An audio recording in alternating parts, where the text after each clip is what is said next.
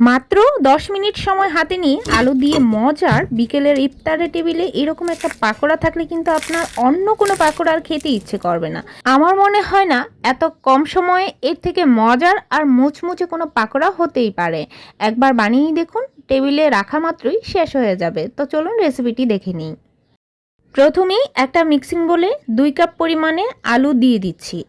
এখানে আলুগুলোকে আমি ঠিক এরকম চিকনও না একেবারে, আবার একেবারে মোটাও না, ঠিক এইভাবে কেটে নিয়েছি। একইভাবে সম পরিমাণ করে 2 কাপ দিয়ে দিচ্ছি গাজর কুচি।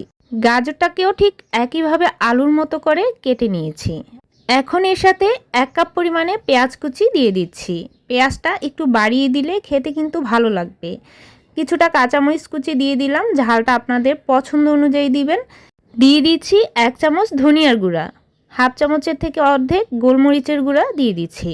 দিয়ে দিচ্ছি 1.5 চামচ লবণ, স্বাদ মতো লবণ ব্যবহার করবেন। 1 চামচ দিয়ে দিচ্ছি হলুদের গুঁড়া।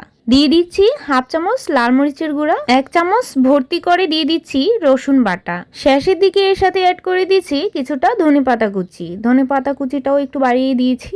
এখন পাকোড়াগুলোকে মাখানোর জন্য এর সাথে 1 কাপ পরিমাণে দিয়ে দিচ্ছি বেসন। বেসনের মধ্যে যেহেতু চালের গুঁড়া থাকে, তাই আলাদা করে চালের গুঁড়া দিতে হয় না। তবে আপনি চাইলে আরেকটু যদি মুচমুচে করতে চান, একটু চালের গুঁড়া অ্যাড করে দিতে পারেন। আর মাখানোর সময় কিন্তু একটা ভুল কখনোই করবেন না, এই যে জল দিয়ে কখনোই মাখাতে যাবেন না।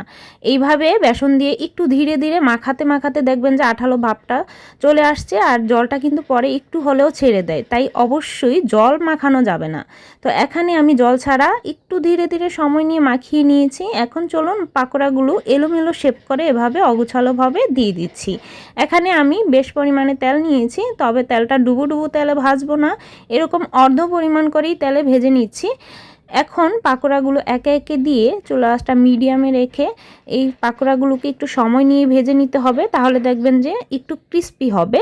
তো এবার যখন এরকম একটা লালচে ব্রাউন কালার চলে আসবে, তখন আমি তেলটা ঝরিয়ে নামিয়ে নিচ্ছি। পাকোড়াগুলোর শব্দ শুনে হয়তো বুঝতে পারবেন কতটা মুচমুচে হয়েছে। অবশ্যই বাসায় ট্রাই করবেন। রেসিপি ভালো লাগলে লাইক, কমেন্ট, শেয়ার এবং সাবস্ক্রাইব করে রাখবেন। আজকের মতো তাহলে বিদায় নিচ্ছি। ধন্যবাদ সবাইকে।